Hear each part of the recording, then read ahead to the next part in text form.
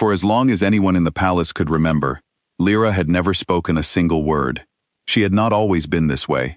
Until she was 5 years old, she had a voice like any other child, bright and full of questions. Then a fever swept through the servants' quarters one winter, and when it finally left her body, it took her voice with it. She woke up one morning able to breathe, able to think, able to feel everything as clearly as before, but unable to make a single sound. The healers said her throat had healed wrong. Her mother, who worked in the palace laundry, said nothing at all. She simply held her daughter and cried, because in the kingdom of Verathan, a voice was not just a voice. It was a person's worth. Lyra was an Omega, the lowest-ranked bloodline in Verathan society. Omegas were born to serve, to marry well if they were lucky, and to stay quiet if they were not. A mute Omega was considered the unluckiest kind of all. The court did not see her as a girl who had survived a terrible illness. They saw her as broken merchandise, something to be pitied at best and mocked at worst. By the time she was 23, Lyra had spent 18 years learning how to survive in a place that found her silence amusing.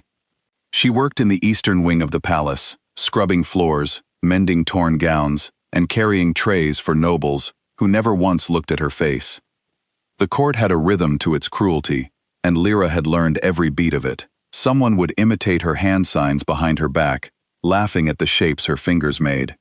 Someone else would step on the hem of her dress during a formal procession, then act surprised when she stumbled. The young ladies of the court called her the Silent One, always with a little smile, as if the nickname itself were a joke only they understood. Lyra never cried in front of them. She had learned long ago that tears only made the laughter louder. Instead, she kept her eyes down, finished her work, and disappeared into the kitchens each evening to eat alone, long after everyone else had gone. It was not a happy life, but it was a life she knew how to survive. Nobody in the palace expected anything to change. Certainly nobody expected it to change because of a king.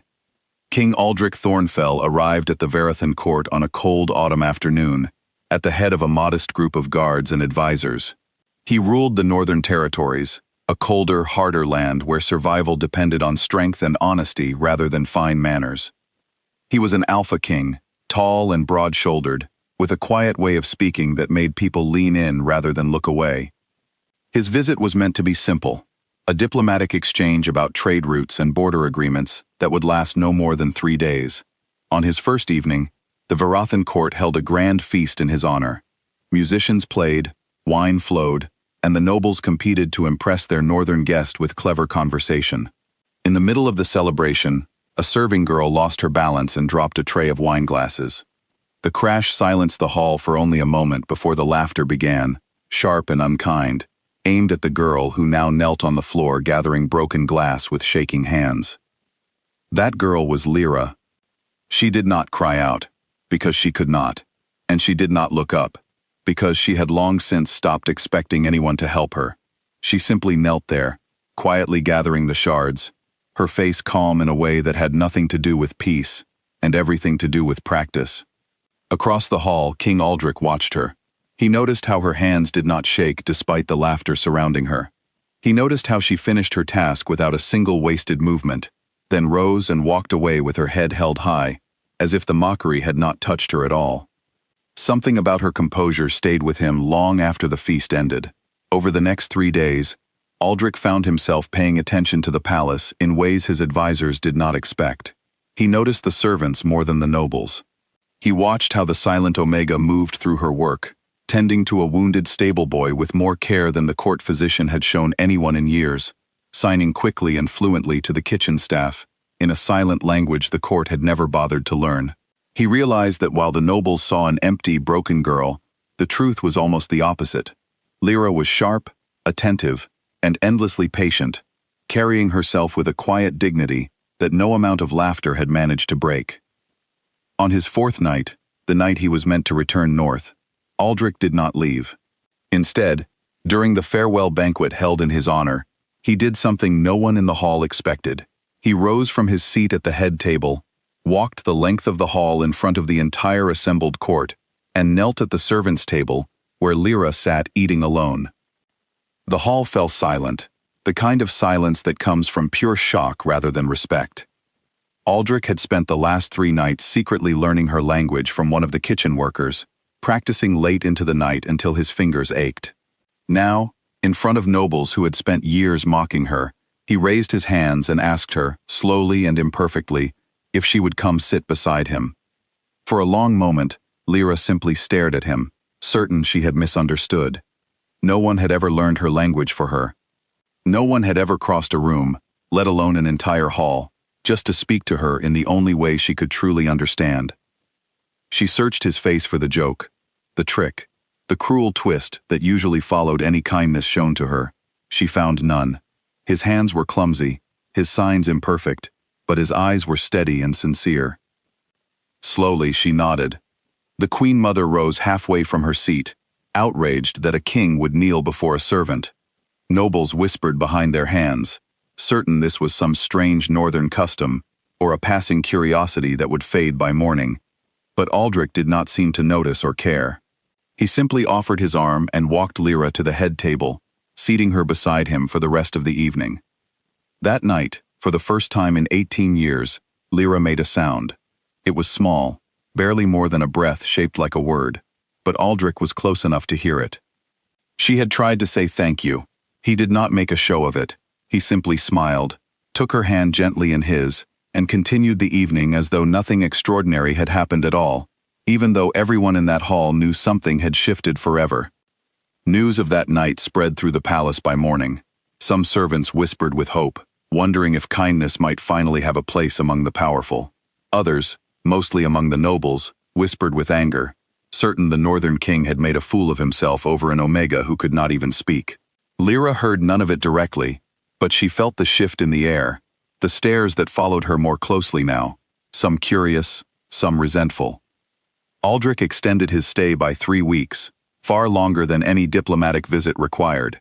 He used the time not for negotiations, but for something the court found far more scandalous. He continued learning Lyra's language, sitting with the kitchen staff each evening, until he could hold a full conversation with his hands. He began seeking her out during the day, not as a passing curiosity, but as someone genuinely interested in what she had to say. He asked her opinion on matters most nobles never thought to ask servants about at all, from the fairness of the palace's food distribution to the treatment of the youngest kitchen workers. He also began asking harder questions, ones aimed directly at the court itself. During one formal dinner, he turned to the royal historian and asked, in front of the entire table, why a woman of clear intelligence and quiet strength had spent 18 years scrubbing floors instead of receiving even the most basic education. The historian stammered through an answer about tradition and status that satisfied no one, least of all Aldrich. The question hung over the table long after the meal ended, a quiet accusation that no one could fully deny.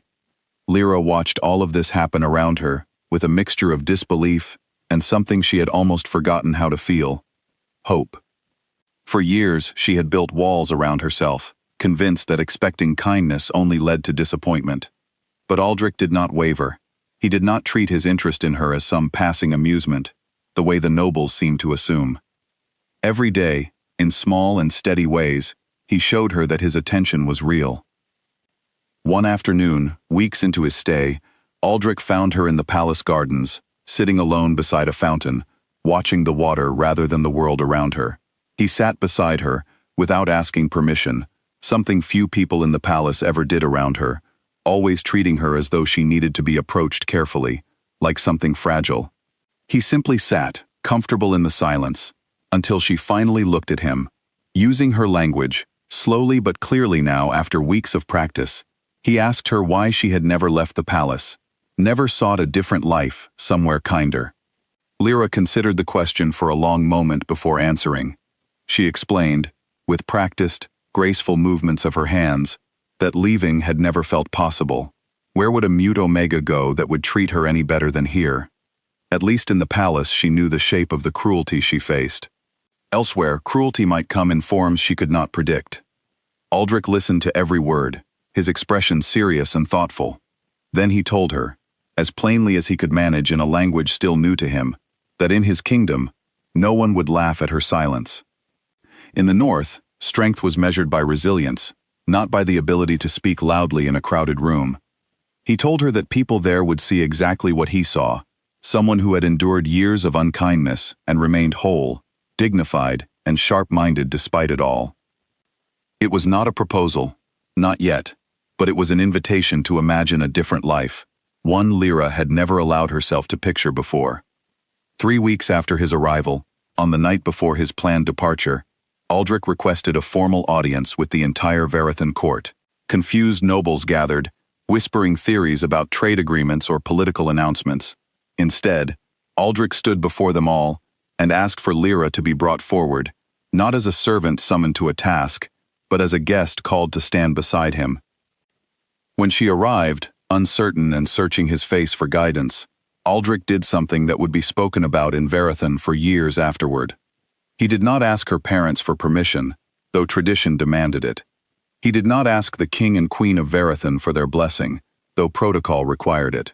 Instead, he turned to Lyra directly and, using the language he had spent weeks learning just for her, asked if she would become his queen. The hall erupted into stunned murmurs, but Aldrich did not look away from her, waiting patiently for her answer, as though the rest of the room did not exist at all. Lyra looked around the hall one final time, at the faces that had laughed at her for 18 years. At the nobles who had never once bothered to learn a single word of her language, despite living alongside her for her entire life. Then she looked back at Aldrich, at the man who had crossed an entire hall, and then an entire kingdom's worth of tradition, just to speak to her properly. She raised her hands and signed her answer. Yes. The wedding took place 2 months later, not in Verathan, but in Aldrich's northern kingdom, surrounded by people who had never once mocked her silence, simply because they had never known her as anything other than the woman their king had chosen to love. Lyra wore a gown of deep blue, simple and elegant, nothing like the elaborate mockery of fashion the Verathan court favored. She signed her vows before the entire northern court, and for the first time in her life, an entire room full of powerful people watched her hands with genuine attention rather than cruel amusement. In the years that followed, Lyra became known throughout the north not as the Silent Queen, but simply as Queen Lyra, respected for her sharp mind and steady leadership. She founded a school for children who could not hear or speak, the first of its kind in either kingdom, ensuring that no child would grow up believing their silence made them lesser. She learned to read lips fluently in 3 different languages, and taught many in the northern court her own language in return, until sign conversations became a common, welcomed sound, or rather sight, throughout the palace halls. Years later, when envoys from Verathan arrived seeking favorable trade agreements with the north, they were surprised to find themselves received not by King Aldrich alone, but by Queen Lyra herself, composed and dignified, speaking through practiced signs while a translator relayed her words, though most in the northern court no longer needed the translation at all. The envoys, some of whom had once mocked her as a servant girl scrubbing floors, now sat carefully across from her, choosing their words with unusual caution. Aldrich stood quietly beside her throne throughout the meeting, exactly where he had chosen to stand from that very first night in the Verathan banquet hall. He said little, because he did not need to. Everyone in the room understood, without a single word spoken aloud, that the silence they once mocked had become one of the most respected voices in the entire northern kingdom. Lyra never raised her voice to remind anyone of who she had become. She never needed to. Her hands, once ridiculed in a hall full of laughter, now spoke with more authority than any shout ever could, and everyone who had once laughed remembered her silence for the rest of their lives, not as weakness, but as the quiet strength that had outlasted every single one of them.